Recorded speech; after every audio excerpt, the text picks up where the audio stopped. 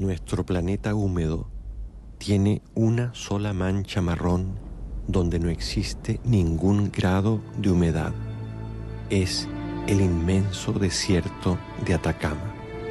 Envueltos por el polvo estelar, los científicos de todo el mundo construyeron aquí los más grandes telescopios de la Tierra. La ciencia se enamoró del cielo de Chile.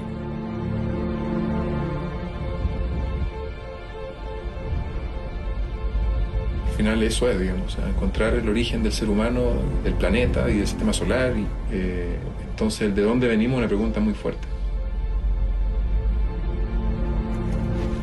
Que ojalá los telescopios no miraran solo al cielo, sino que pudieran traspasar la Tierra para poderlos ubicar.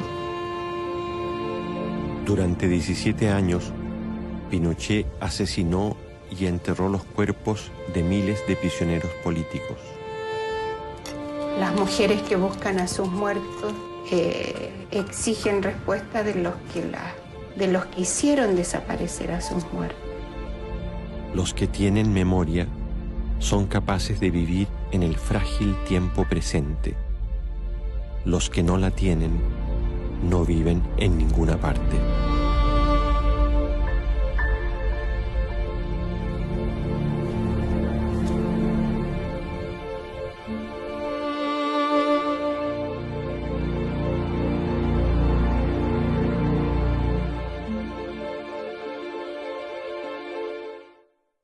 Nostalgia of the Light takes place in Chile in the Atacama Desert. The sky is so transparent that astronomers from all over the world gather here to observe the stars. It's also a place where dwarfed keep human remains intact, mummies, explorers and miners, but also political prisoners from the dictatorship. While astronomers observe the farthest galaxies, women stare the stones in search of their lost loved one. Nostalgia of the Light is a 90-minute French-Chilean documentary film directed by Patricio Guzman and released in 2010. Patricio Guzman was born on August 11, 1941 in Santiago de Chile. He is therefore a Chilean filmmaker, best known for his documentaries on Chilean history. It's also important to note that he is a survivor of the Pinochet dictatorship, having expatriated to France with his wife Renate Sachse. This was because he was already carrying a lot of footage of the Pinochet coup d'etat and was himself an opponent of the Pinochet government. Going to France gave him the opportunity to develop all his images in safety. Years later, he returned to Chile.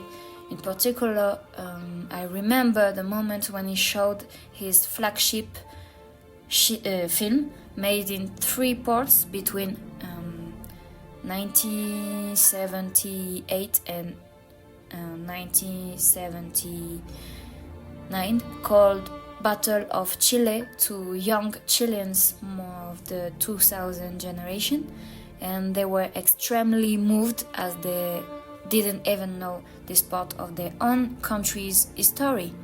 So censorship persisted.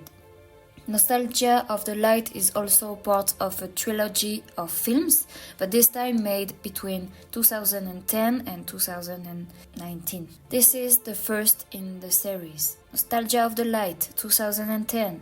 Mother of Pearl Button, 2015.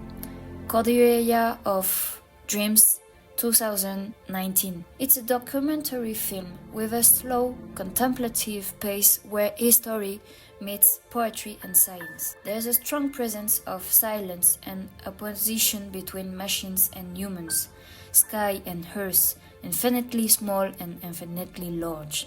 But it all comes together in 4-part structure: introduction, Atacama, portraits, and encounter. Here, I will try to build my story around 3 axes: context, geology of Chilean history, writing Atacama at the crossroads of destinies, and genre, a poetic documentary. Chile stretches 4 miles 300 kilometers between the Pacific Ocean and the Andes Mountains, with an average width of just 177 kilometers. The Atacama Desert in the north of the country is said to be the driest desert in the world. Before the Inca Empire, there were already several indigenous peoples present: Aymara, Atacama, Changos, Diaguitas, Mapuche, Rapa Nui.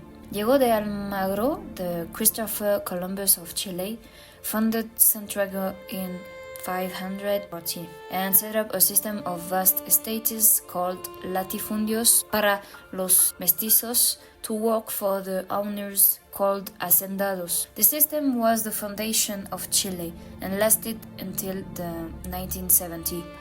But Chile has been independent since 1818. There was also a high level of immigration at the time, notably for Germany and the Basque Country. Through the Pacific War, the Atacama Desert was ceded to Chile, which became the country's main source of wealth, as it contained large quantities of minerals, including nitrate, which had a positive impact on the country's economy. Salvador Allende was the first president of a non-communist country to be democratically elected in 1970. The country took on a socialist orientation, and in 1973, however, inflation soared and employers went on strike, with the United States imposing a financial blockade. On September 11, 1973, Augusto Pinochet organized a coup d'etat with the official support of the United States. The military bombed the presidential palace, killing Allende. A state of siege was declared. Opposition, execution, torture, and kidnappings increased. Between 200,000 and 1 million people were exiled between 1973 and 1989, including Patricio Guzman. Pinochet was finally arrested in London in 1998, following his departure from power in 1980 under parliamentary immunity. He was tried in Chile but died in 2006 and was not convicted of his crime due to his state of health. Today, the Chilean people are divided in two: those who want to forget and deny the trauma, and those who want that the younger generation will know and understand this period, which has been silenced by the official media. Aztecs is also the right of the disappeared to a dignified burial. So this paradox in the people can already illustrate a famous part of Boris Cyrulnik's philosophy, resilience. The second part, the writer Atacama at the crossroads of destinies. Patricio Guzman links stories and life trajectories that all seem to relate to the Atacama Desert. The desert became a catalyst, described it as the great open book of memory, where the different layers of Chilean history are superimposed. Its dryness allows us to preserve the remains of pre-Columbian civilization, but also to touch with our finger the stars. It's a place of research for the women, sisters, and daughters of the missing victim of the Pinochet dictatorship, as well as for historians, astronomers, and anthropologists. This shows us the opposition between machines and humans, between sky and earth. So the similarities between the testimonies in the film echo each other. A love for the stars is also presented. But as a whole, there is a shared desire to explore memory in order to better live and understand the present. Astronomers question the matter of cosmos, and archaeologists the remains of pre-Columbian civilization, and women the disappearance of their loved one. All testimonies converge around universal themes: the origin of the world and life, man's place in the universe, and the importance of memory. So the film is punctuated by multiple shots of the stars, the whistling of the wind and vibration on the main musical theme, but the weaving of testimonies also plays a part. For example, when Violeta expressed the difficulty of her search in the vastness of Atacama deserts and reveals her impossible desire for telescopists to be able to turn toward the ground to participate in the search for the bodies, it's the turn of George, the American astronomer, to reveal that the calcium present in the stars is the same as that in human bones, making Violeta's desire less irrational. Nostalgia of the Light offers a path of reflection. Boris Cyrulnik used to say, to put into words is to put a distance, or it's not the want that determines destiny, but the way in which it can be told.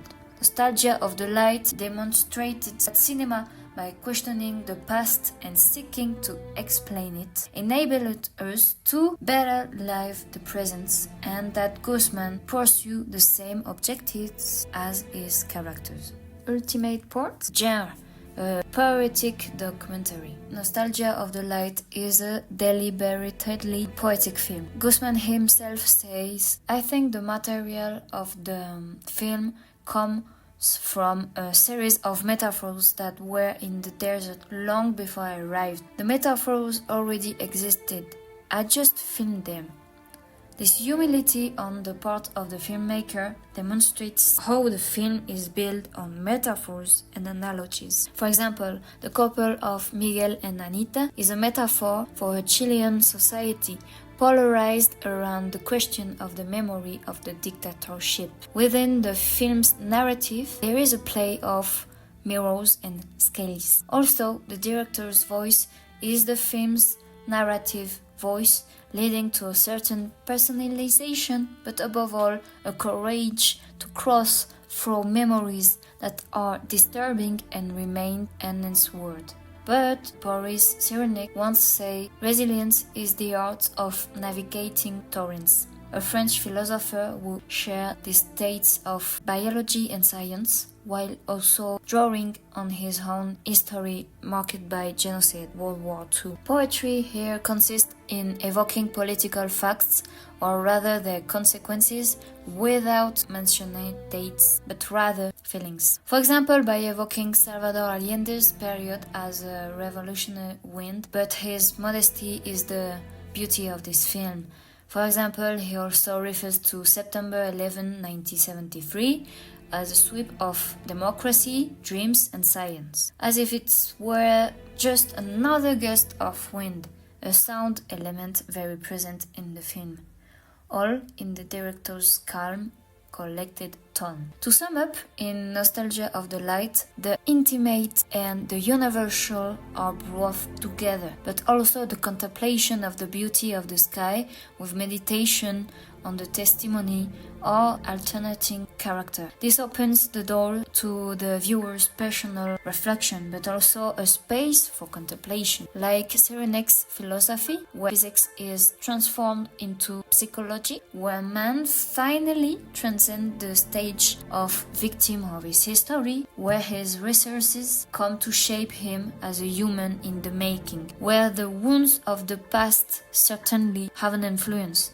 but the plasticity of the brain and the richness of relationships make resilience possible, and thus the transformation for the human being as a being in the making.